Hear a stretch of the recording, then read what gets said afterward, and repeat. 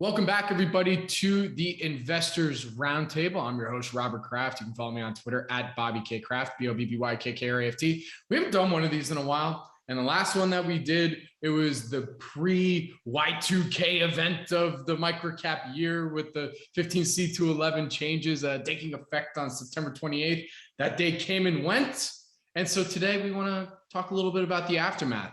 Did the world end? Is the microcap space over as we know it? Or is it just beginning? Who knows? I don't know.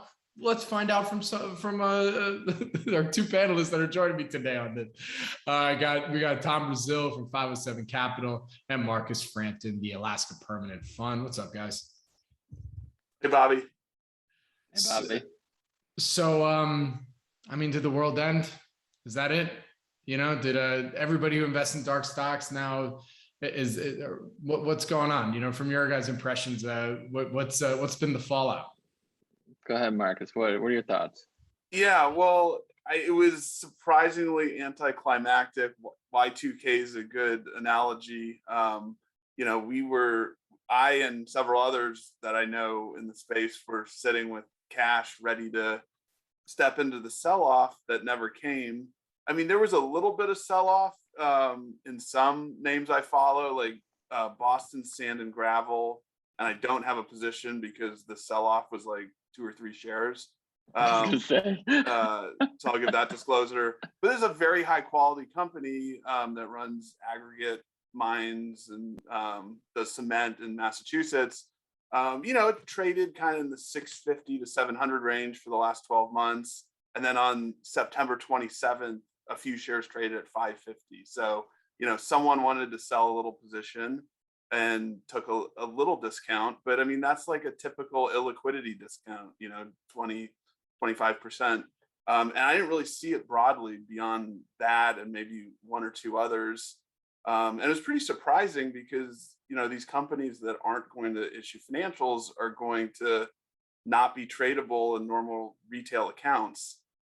So brokerage accounts. So, holders on that last day on September 28th, they're kind of private equity type holders now of these names. But so I was surprised it was anticlimactic, but it was anticlimactic for the most part.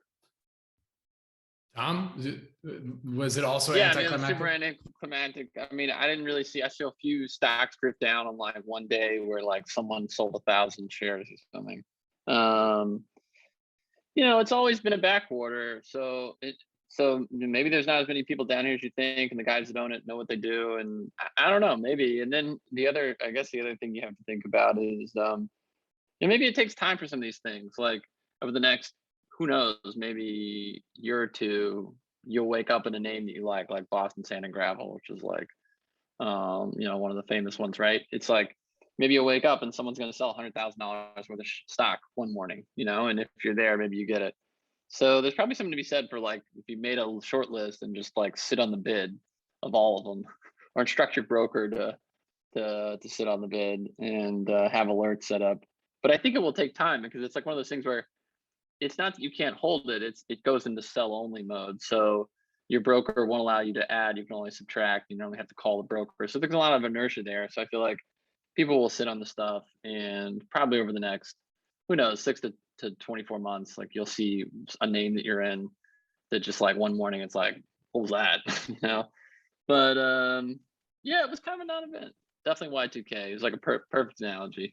Although I do think there'll be opportunities as people will like figure out that they're in this stuff, and or think of an estate that gets stock and they're like, oh, I can't just sell this through a broker. Like, what am I going to do with this? Or maybe they can sell it through a broker, but it's like a little harder to find a market if it's like a decent position. So, I assume trading in those blocks will be decently profitable if you've got the patience. I think it's hard to make a business out of it. Like, for myself, I'm just going to do it on the side as my regular business. And Marcus, you do too, right? I mean, like y'all don't have like any sort of mandates around microcaps. It's very hard. I think it's very hard to like make a business out of these dark companies. That's why they're great. That's why the opportunity exists. But anyway, Bobby, what are your thoughts on this? Do you have any? No, I mean, I kind of echo your guys' sentiments, is that it just felt, the day came and went. I mean, look, I didn't expect there to be, like a flurry, because I was mostly following on the issuer side to see which ones were now officially like, okay, we're fine. And like, I think others also maybe kind of expected that too, to see a flurry of announcements being like, we're going to be, we're going to, we're going to get up to date on all our financials now. It's like, was that realistic that was actually going to happen? It's not like, I mean, this rule is really it really was important mostly for issuers that maybe were holders of some of these dark stocks. And then the companies themselves are like, we don't have to do anything if we don't want to by this date, because we can always do it at some point. So like, screw the pressure that you guys feel. If we just communicate to you that we're planning on doing it, we don't need to have our financials, up to date by September 28th. Right. So I think that was maybe even for me, like a misconception I had in my head, where the ball drops and it's like, oh, here's all the announcements of all the new companies that are on the QB and the QX, or, at the very least on the pink, so. Yeah, very few went to the QB or QX. There's a number now that are yield sign limited info, which I never followed that tier before. I probably existed, but I guess you can do quarterly reports and it'll say pink current if you don't want to go up to QB, QX. And then there's yield limited, and that you just have to do an annual report there. And there's probably a couple dozen interesting stocks that went from dark to yield limited. And that's been anticlimactic to me as well, because none of those, I didn't see any that jumped when they decided that they would go from dark to yield limited, which I would have thought some would. I mean, they're opening up their annual report to the world where they didn't previously. More eyes will be on it. They'll continue to be able to trade, but those didn't really go up. And so for new investments, what I'm looking at mostly is these like new stocks that have their annual report up, of which there's a few that are kind of interesting and didn't trade up at all.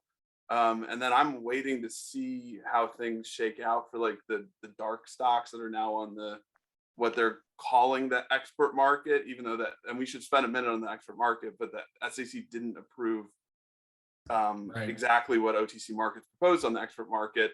But these stocks that are dark now don't have public quotes. You can't trade them in a retail account. And I think, Thomas, you probably can access that through your trading counterparties or prime broker, but I can't. I mean, I'm just in a Schwab. Oh, you could probably get an account. I mean, I use Odium, but there's a few guys. There's one called Access something. I mean, I could send you a few guys to do this kind of thing. I need to look into that and learn how to trade, because I just have the normal retail accounts. And a lot of people who just trade this market because they read a Ben Graham book, or they're interested in value investing, are going to have to figure out how to access this, because it's not as easy as it used to be. I mean, real quick though, because one thing we did talk about, in the last roundtable is how there's 7,000 of these potential names, and all that. I mean, do you guys? I haven't been able to find a number anywhere, but have you guys been able to maybe see a list or some kind of rough number of how many, just at the minimum, went to yield limited, or even did the full QB or QX? Yeah, I have a really good article here on the rule change from a law firm, and I'll send it to you if you maybe put in the show notes. It estimated, put in the show notes, 2,800 stocks went to dark, and I don't know the number that went to yield limited, but it's in the dozens, if not more. It's a surprisingly high number. I would say it's in the hundreds that have come out with an annual report, and some interesting things to go through with those. I'd be curious how many are going to actually, maybe take the next step, because it seems like it's like, you guys ever seen Matrix? Was the third one, Revolutions, where at the train station, right, where it's sending the programs back versus continuing on. You know what I mean? It seems like it's that way station, area. I don't know. We're trying to relate stuff to pop culture a little bit here. I figure that we already did Y2K. Why not a little Matrix Revolutions reference? Trying to do pop culture and current events without being demonetized, Bobby. What's going on here? Yeah, right. I know. I want to know about this demonetization thing that every time I listen to a friend's podcast, we're talking about demonetization. But anyway. I've never even heard. The ding dong in me will tell you I've never even heard that phrase. What do you mean? You don't get like $10,000 for this podcast? Like they don't Google doesn't send you a big fat check? No, unfortunately not. No, unfortunately. Come on, Bobby. Not. I know. I'm in it for the love of the game, man. Just like you. I'm not here to make money. Come on. I do think there's a little bit, it sounds crazy to say this, but I think, definitely, the darker, the dark stocks, like I think you could definitely make money in a sort of as an enterprising investor. I think it's very hard to make a business out of it. And also like, I think you have to love it because like, it can be pretty grueling. Like, so when someone says like, I was talking to Bill Brewster and he was saying like, oh, I would feel bad if I underperformed the S&P in this market. I was like, you must not own any dark stocks. Cause I'm thinking like, they're so cheap. Like Boston, I can't remember the name, Boston Saw or Boston, what's it called? Sand and gravel. Yeah. Sand and gravel, concrete and rainbows, whatever. Yeah. Boston. It's been around there forever. It's like you're buying it so cheap and but like you'll wake up and you'll make a whatever X, right? And so, you're not gonna realize you can't like look to the price for any sort of confirmation. And partially that's your friend because you're probably sitting on the bid, and whenever you have an extra few $1,000, and you'll buy a little more or something of some name you like. So I guess my point is like you really do have to love it because it's not in a market like we're in. Like people must ask like why are you even doing this? I have my reasons, but I mean I just think there's a lot of cheap, interesting stuff down here, and every now and then some incredibly explosive things. Anyway. So I mean, is this the end of dark stock investing, or is it now just saved for the complete, like the real core? I mean, is this it? I don't know. Marcus, what do you think? Am I wrong? Tell me I'm wrong. Well, I think that I don't think it's the end because I think people are going to figure out how to access the market and it'll just be that much more inefficient. I mean, it's the same companies, you're still owning ownership interest in a company that does whatever it did previously. It's just, you can't go on Bloomberg and get a quote on the stock, and they never gave their financials publicly previously. You had to kind of harass the CFO and stuff. So you're still going to have to harass the CFO. So it's pretty unchanged for me. I'm just disappointed that there wasn't a big sell-off, and so I don't think it'll change. But there's probably someone out there who would have gotten interested in this market who won't now because it's just that much more opaque. And that, I think, all else equal, has to create more opportunities for like deeply discounted stocks. The other thing is there's still companies. It's still at the company or the issuer's option what tier they're on. So if someone's on QB and then they just stop filing financials, they're going to be dark, and I won't be able to trade it in my Schwab account, and I'll have to figure out another account to do it in. Whereas, my whole career, I could always just buy that stuff very easily in a retail account. Does your accounts that you use allow for pink? Yes. Okay, because pink is like 5,000 or 7,000 a year, and like QB is like 25 or maybe even 30 at this point. Like there's a big delta for like a small issuer. Right. Yeah, if the issuers want to be current and on pink, I mean, it's not an exorbitant cost. So the dark ones want to be dark. Don't want most of them consider themselves private companies. So it. Did I tell the story last time when I called and the secretary said, "Oh, I'm sorry, I don't know what you're talking about. We're a private company." And I was like, "No, you're not." Oh, right. But there are banks that did went you tell that public story? that way. I don't think you told that story. Oh, really? Oh, yeah. I once called. It was a bank, like $3,000 a share, $4,000 a share. Someone's out there is going to know this one. First something. There's always a First Republic something bank. Anyway, so I called and the lady was like, I was like, oh, I was hoping to actually either like get financials for the company or an annual report. She was like, and it was like the secretary of the president, and it's a decent sized company. I want to say like they have like 20 branches or something. So I want to say their assets are close to $1 billion or something, but it's like dark and it doesn't report anything. And she was like, I'm sorry, I think that, you must be mistaken. Like, we're not a public company. And I was like, oh, no, you are. Right. But I have been told that as well. I once got told that about a company, like a small stub will be public. So like this is a similar case where I think insiders do own like 80 or 90% of the company, like all the stub trades. Just to like draw some things here. We never really talk about this on these, but there's a big delta between like guys like Marcus and all the guys you really have on the panel that are buying like cheap companies where it's dark, and these are Marcus and people have like real finance backgrounds that are just like know enough and love enough about investing to spend time to learn finance if they don't have a finance background, to find cheap stocks, basically cheap companies, cheap investments. That's very different than like the whole swath of the market, which I assume all these rules were basically trying to stop, which is like penny stock gambling. Because like I remember the first time I found a microcap that I really liked, and I was talking to someone about it, and I was saying it's a net, and all the guy said to me, and this is a guy that went to Columbia and worked at a distressed hedge fund or whatever. He says, "Gotta be careful with those penny stocks, Tom." And I was like, "Penny stocks? Like, what does it matter what the denomination of like? They could do a reverse split and it could be $3. Like, what does it matter if it's 30 cents?" So that that's why these rules are really put in to protect that. It's just like rampant fraud and things that go on in even SMID cap, but really small companies. Yeah. Right. Yeah, I do think it's a little regulatory overreach. Like I follow Cromwell, who's the CEO of OTC Markets on Twitter, and he tweeted an article about the Wolf of Wall Street guy, and I'm blanking on his name, but Stratton something or other. There's and no the article is just all about how like all their IPOs were on. We just demonetized.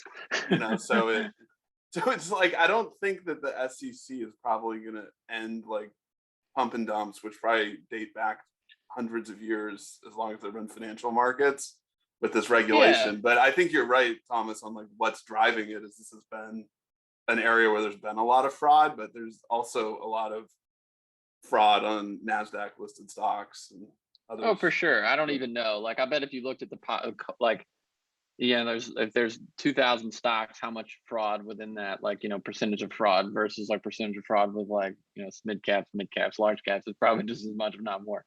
No, I totally appreciate that. And you're right. It's sort of like a blunt instrument because they don't want to deal with it in my mind. It's like, I don't want to deal with this. Let's just make up some blanket rules so we don't have to deal with this. And I assume that's why a lot of these things come into existence. Well, also probably the part of the equation, right, was all right. How many investors are actually care in many respects? Like how many Toms and Marcuses are there out there? I mean, I think they're all on FinTwit, actively talking about it. You'd be surprised. Well, I don't know. Finish the thought. No. There's more than you obviously know, right? Like I'm kind of just joshing. They come out of the woodworks, right? Oh, yeah. You're like looking at something and someone will ping you and be like, "Oh, have you ever looked at this?" Or like, "Oh, it's like, I didn't even know anyone knew about this company." Like every now and then you get someone to ping you and DM like that, and I love it. I love that kind of stuff. And me too. You can meet them out in the wild as well, outside of Twitter. It's been tough the last 2 years, but yeah. It's been tough the last 2 years, travel restrictions and whatnot. But when you used do to meet them at annual meetings. That's when you used to meet people. It's like you and another person. You're like, you don't look like you're not like over 70. What are you doing here? And you're like, well, you don't look like you work at the company either, and you're not over 70. What are you doing here? And like, oh yeah, I'm a microcap guy. And they're like, oh, me too. Hey, speaking of that, have you guys been going to any annual meetings now that things are opening up a little bit, or plans to going to any annual meetings? No? I haven't. I've got one virtual one this month, so it's gonna be interesting whether these like Zoom annual meetings continue because they're really convenient. Actually, the one I'm going to this month is Garden City Company, which is one of the ones that went from dark to limited. Anyway, they own farmland in Kansas and has, I think, a 3.5% dividend yield, and I own it. But I'm going to go to that this month on Zoom, and then I'm on the board of a small company called Scientific Industries. They're going to, as of now, have an in-person annual meeting in in Long Island in January. So, I mean, the way COVID's going, it's anyone's guess, but that's the plan right now. So that's probably be my first one. Yeah. So what's our Yeah.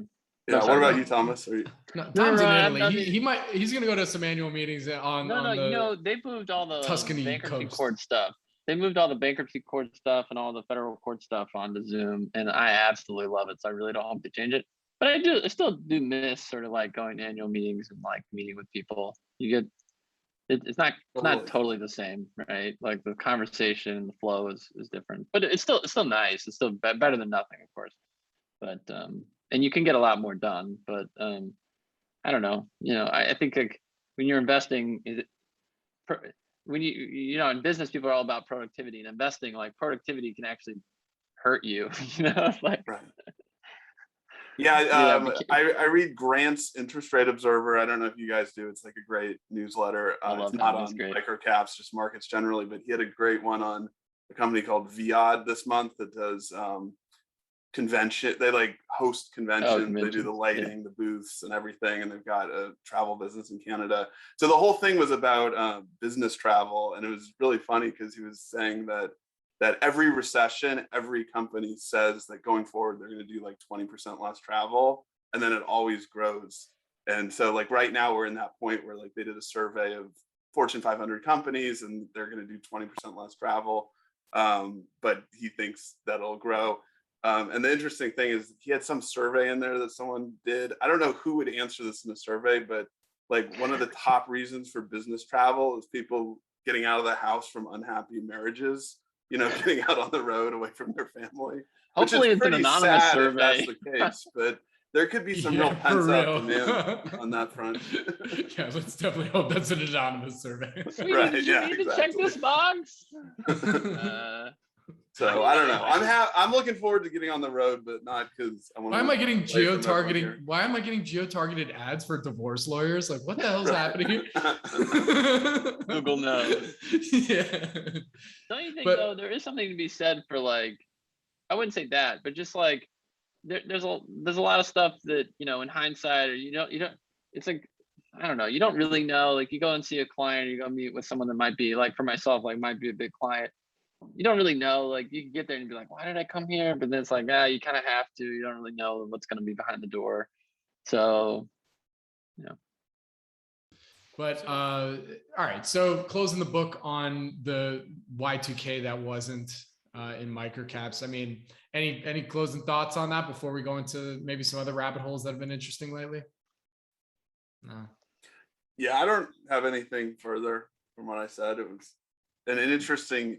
Because it went on for a year, I feel like I spent like a year trying to like decipher, all these SEC proposed rules and stuff. And so maybe I just got myself worked up that it was going to be a bigger deal than it was. It kind of reminds me, and you saying this, Marcus, makes me think of as well, which is like the Klarman quote, which is like, you worry and worry and worry and worry, like sort of top down, like always thinking about stuff. But at the end of the day, like you just sort of have to invest bottom up, just like finding stuff, one by one. And like, so I just like everybody, you get in these intellectual holes, like thinking about like strategies or things that might happen. And then at the end of the day, like you have to have like actionable things, and those are sort of found bottom up. But yeah. Well, it seems like the main thing that in hindsight that we probably all should have been looking at is like, okay, what brokerages, what online, everything that brokerages that are you using that will allow you to, get in and out, or what are some of the fees going to be? At the end of the day, that seems like the main thing we should have been watching, as opposed to like seeing what your issuers are going to do, because they're not going to be honest with you for the most part, or it is relevant. I mean, like Interactive Brokers for the last couple months has been only allowing sell orders in these dark stocks. And I haven't done it because of the ones that I hold, I'm just going to hold. But they're only allowing market sell orders, which is like insane. Like, and I don't know anyone who's taken them up on it, but and then like I've talked to a couple people who just in the last week who are trading these dark stocks. They have broker relationships that allow it, unlike me. And they said that, like the volumes are extremely light right now. Like there's not a lot going on. I talked to 3 or 4 people who said that. And I talked to a 4th person who said, that he's like backing up the truck on a couple stocks that are selling off really hard, and there's a lot of volume, and he doesn't know where the volume's coming from, but he's building these big positions. So that's what happens when you've got several thousand stocks, I guess, that move into a new category. That maybe it's Interactive Brokers, and I think I might have seen an email this morning that they changed their policy, but I got like 3 emails about these market sell orders. So anyway, they may have changed it, so if some lawyer from Interactive Brokers is listening, don't sue me. But but like the online brokers Totally going to get kicked off. I think. And Marcus, you better This is make why we that need last trade. decentralized finance. Yeah. So will you guys contribute to my GoFundMe for my lawsuit with Interactive Brokers for defaming them there? But yeah, I mean, they've always been. We'll put it in the show notes. Service is so on the bad. dark stocks. What's that, Thomas? They can't sue me for saying the customer service is so bad, can they? It's the worst. Like the service is so bad. But I mean, that's that's the quid pro quo. I mean, for myself, like, because I've always done like the sort of the stress stuff, I always hate doing like paperwork to open up new accounts and stuff like that.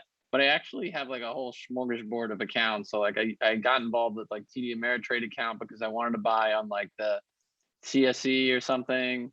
And now they have this, Bobby, you know all about these things. So there's a CSE and then there's the other one, the Next or whatever it's called.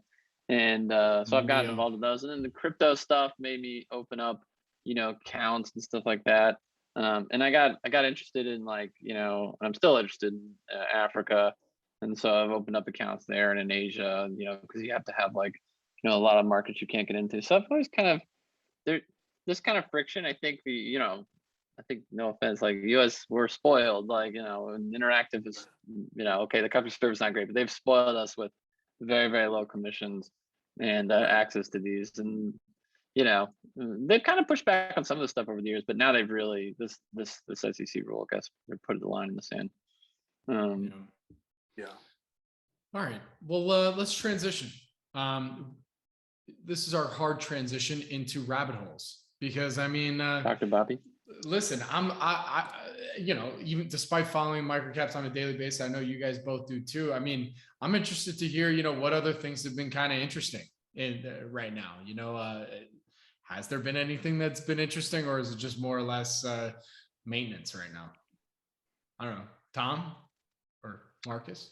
Yeah, Marcus, I love to see, anything I found recently. I mean, I guess I can talk about the stuff because these guys are publicly own it. Like it was like, there's like a real estate holding company or two that, I mean, there's the one in California that's putting their self-storage up for sale. I suppose it's kind of like a catalyst. I don't know. It's probably not cheap now. I'm not actually sure. But there was one, I think, gosh, I should actually have the tickers for you guys. But my friend Bill Chin was telling me about the one that he's owned for a while that he's getting them to up, I think it's called FRP. I'll look the symbols up as we talk. Okay. Well, the first one was Laco, right? The self-storage. Yeah, Laco. They put their self-storage up for sale. I thought that was kind of interesting. I can't really, in terms of dark stocks, I found 2 dark stocks that have Cuba confiscation claims, or I say found. I mean, I think Jan had written up 1 or maybe even 2 of them. They're not. This is not for like. This is not for like internal. I don't know. I'm sharing this for people that are really hardcore out there. But I don't know. I haven't really found anything dark that I think is that interesting that I think some people should go and take a look at. But maybe I'll think about it. Marcus, what have you been finding in the dark space? I think, I mean, I'm not trading new dark positions right now, but in just investing in generally for my personal account. I think, well, you mentioned Laco, which I do own. That's Los Angeles Athletic Club. Yeah. These large storage companies like Public Storage are paying like astronomical prices for self-storage. And like I see, through my day job at the permanent fund, like I see the deals on institutional size storage and apartment deals, and they're like in the 3 cap rates now. It's like a really expensive market. So, Laco owns a big portfolio of storage assets with, something like 30 million of NOI. And oh wow, really? Yeah, it's chunky, and maybe it's a little less than that, but anyway, it's definitely over 20. And then so the stock traded from 2,500 a unit up to 4,000 a unit when they announced they were going to sell it. there might be, it's probably,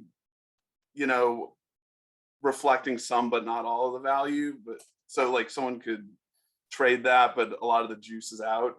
Ojai Oil is one that I own, that I've written up, that owns storage. It's a lot smaller, but it trades at like an implied 10 cap rate and didn't get any move on this Laco thing. I don't know if they'll ever sell, but it's like kind of owning good assets cheap. And it has, I think, a 2% dividend yield. So that one's really illiquid, but I dabble in that. I think the other interesting thing is just like this inflationary environment we're in. And like I've been reading a lot about it, and I've been seeing some comparisons of things the Fed's saying now versus what the Fed said in the late 60s. And like they always think it's transitory and special events outside their control.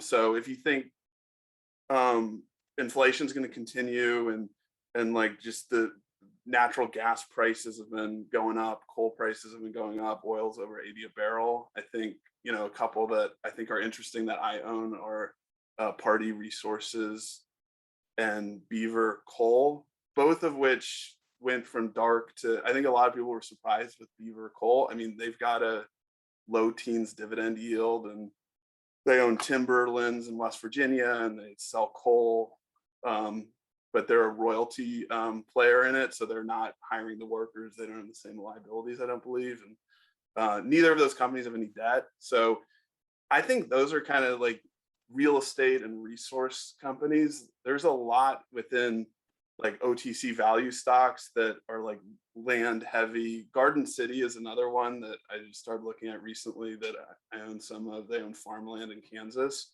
And you can kind of look at now that they have an annual report out, you can look at the acres they own and the market cap, and you can Google what farmland's worth in Kansas, and it's, an interesting discount, and it's a 3.5% yield. So this is not the like 100 bagger stuff, but I own all of the things I just said all day over the S&P 500 right now.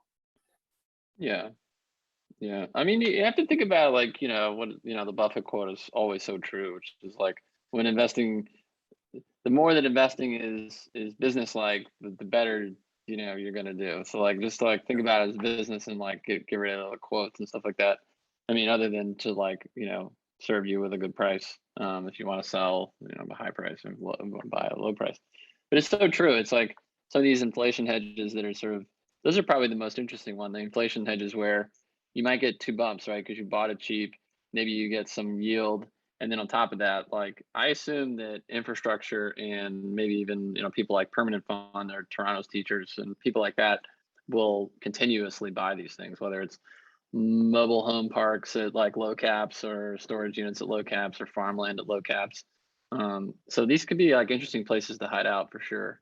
Shouldn't even say hide out because it's kind of like the get rich slow thing. Like it's a great place to make money with your side money. But again, it's like, I think it works because it's hard to make a business out of it as a fund, but as a home gamer, like these are great pockets. And it's definitely inflation hedges. Probably much better than some of the other things people talk about for inflation hedges. By the way, it's FRP Holdings. That's the one I was thinking of. It was interesting. That was the old Florida Rock, I think. Okay. They were spun out of. Florida Rock was sold to Vulcan, and then Vulcan spun out these assets. And then the smattering of assets is basically some quarries and some land that they redeveloped. So it trades for like 500 million. It's not really OTC pink. I think it's OTC, but it might even be NASDAQ, but I don't think it is. And hold on, let me look it up. And Bills thinks it's worth like over $1 billion or something. Which one was this? FRP Holdings. Let's see. FRP. Oh yeah, that's NASDAQ. And yeah, you want a New York one. WH Mays, the old moldy oldie. It's been a while since I've seen that name. That's one with let's say management with questionable judgment. As far as I'll go on the pod.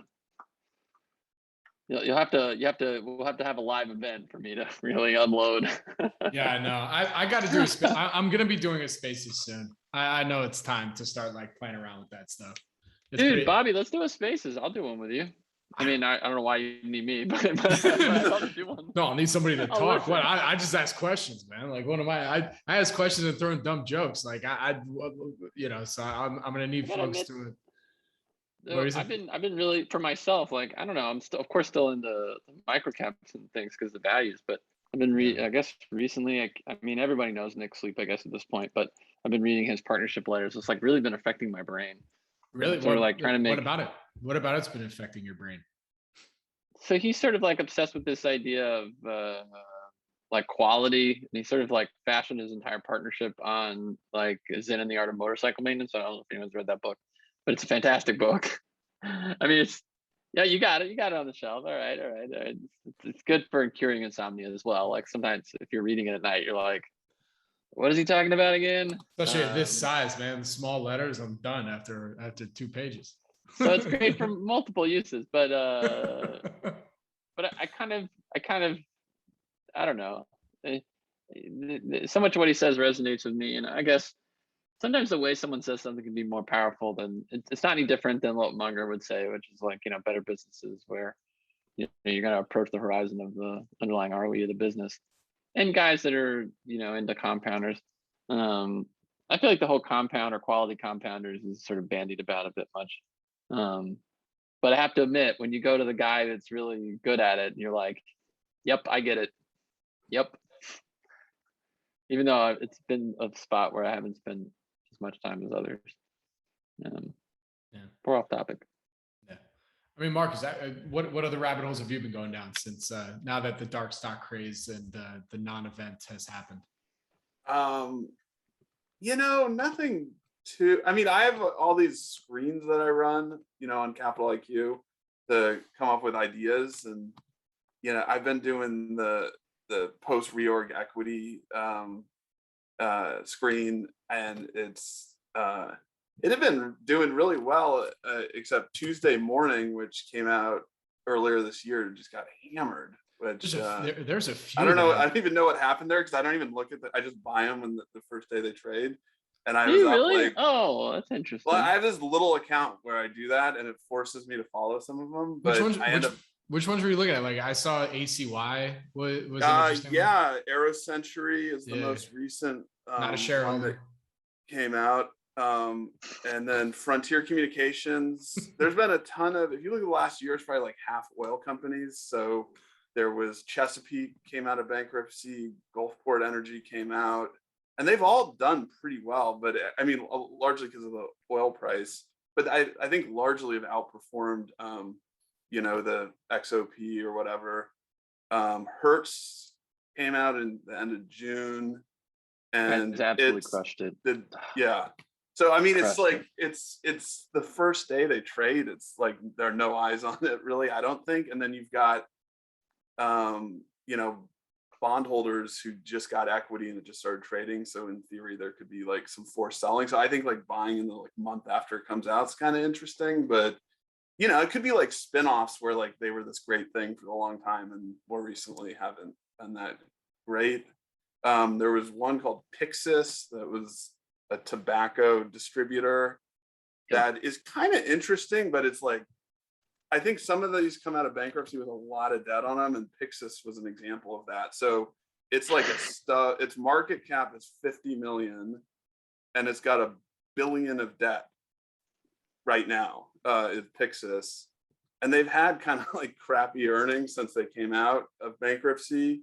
But there's a firm called Glendon, a distressed firm that controls as the largest equity holder and as the part of the term loan. So, there's like professional people involved, and it's either going to go back into bankruptcy again, or it's going to be like a 5-bagger because that ratio of market cap to enterprise value is like so small. It's like a stub equity right now. Yeah.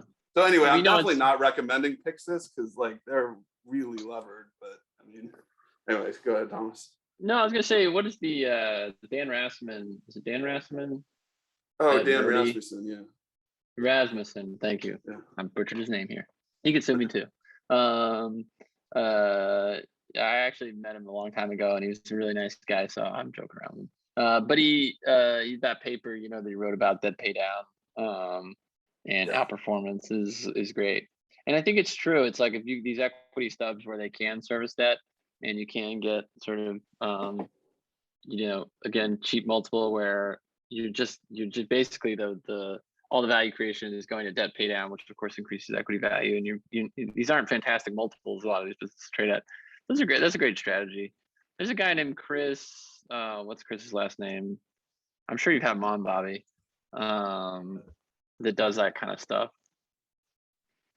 But there's a number of the post-periodic equities. Actually, Hertz is my favorite. You have guys that the one thing I would add as well, Marcus, don't you think like a lot of the guys that get in these, like they have sort of mandates, right? They're like playing the catalyst, and the catalyst worked and they double their money and now they're on to the next thing. And again, that's good for them because they're trying to serve their institutional clients that like we rinse and repeat, and then we're very like laser focused on like sticking within our like wheelhouse or our style, and we're very disciplined. Well, sometimes this whole discipline means that they're just like indiscriminately sell things that probably will keep going, and they're just like, oh, we only own cheap stocks, so I mean I think Hertz is one of those, and the guys actually that took over Hertz, you got to look at them, like the private equity firm that is kind of like the controlling shareholder. The guy seems like a real ace, and they're going to try to cross sell within their distribution network. So they own a bunch of travel agents, and I think they're the largest shareholder of one of the large travel aggregators. But they're going to try to like get synergies through both the I guess supply side, which is like Hertz, and their distribution side, which are the travel agencies, as well as travel booking aggregators. So I think it's a great story, and it's like one of those things where I don't know, the compound guys haven't quite caught on to it yet, and especially the guys are kind of rolling out of it. And there's some nice warrants. That's the other fun thing about bankruptcies, Marcus. So you get like these little interesting securities. You get warrants and preferreds and units and weird stuff that can pop out, and sometimes can be good. All right, so here's oh, sorry. Good. No. As a bankruptcy person, I'm impressed this time around, like with some of the ways that they've enhanced value for lower people in the sort of pecking order, to like give them optionality if things come back.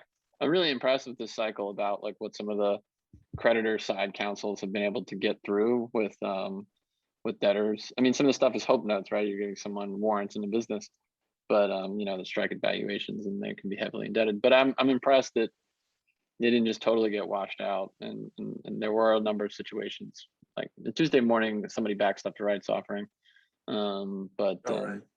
great, definitely some great plays there. So I think I have a question to close us out for today, and this is going to be like a classic like CNBC question, maybe not because we're talking microcaps, but what's the weirdest thing you've seen since I think we recorded the last roundtable like about a month ago? It's been the weirdest thing you've seen that's happened since, or how about this, weirdest or most interesting thing you've seen in the markets since our last one? Yeah, who wants to go first with that? Marcus, go. What you got? Well, I don't know.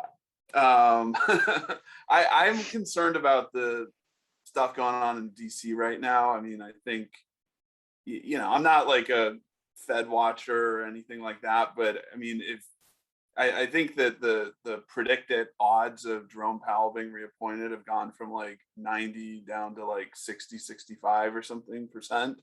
And I mean, I think that, like I said earlier, I think inflation is like one of the biggest issues in the markets right now. And, we're talking about a big infrastructure package. The debt ceiling thing is coming up. There's brinkmanship around that. So I think that maybe it's not that interesting because there's always nonsense going on in Washington, D.C. But, like if we keep getting, high inflation reads, and then,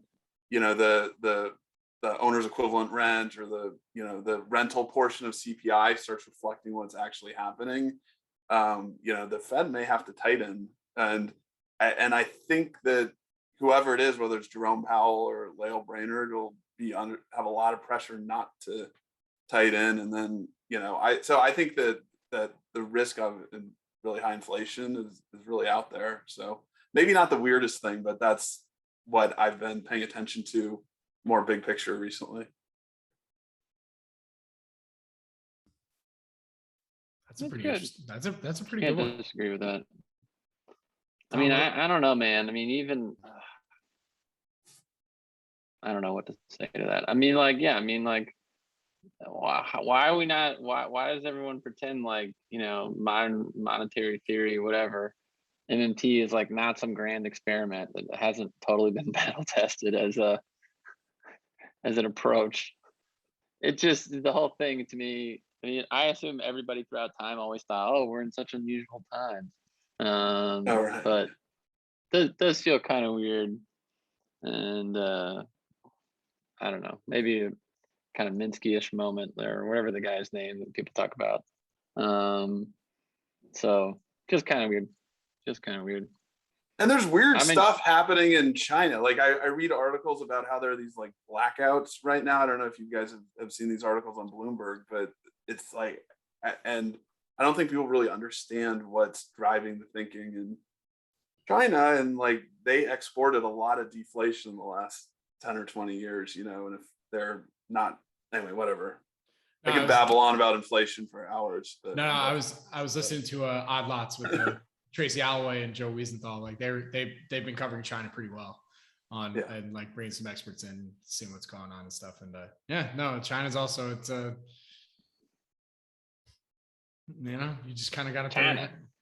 You gotta like, you need to put in China. like a Trump. China. What does he do? Right. China? I don't know what he does.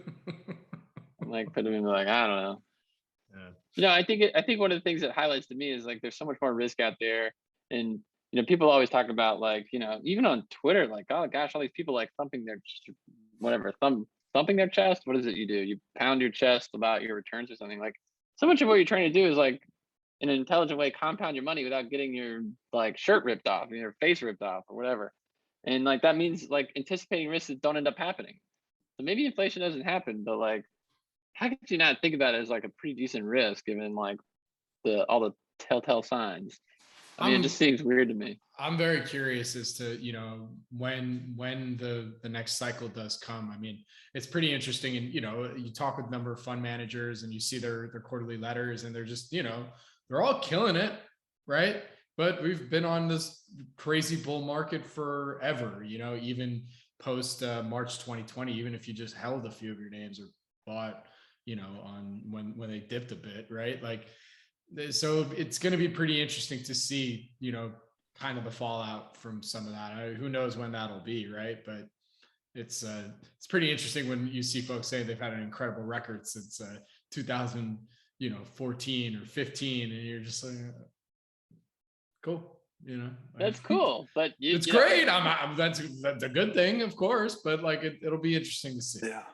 Yeah. A lot of investors haven't lived through a cycle. Like I get these private equity pitch books and stuff, and like the vice presidents on the team like graduated college in like 2011, and like the managing directors are the only ones that actually like manage money through a recession, you know. So it could should be very interesting. All right, we've droned on long enough. Let's close it out. So we could keep going. Don't worry, we'll do a Spaces, Tom and Marcus at some point.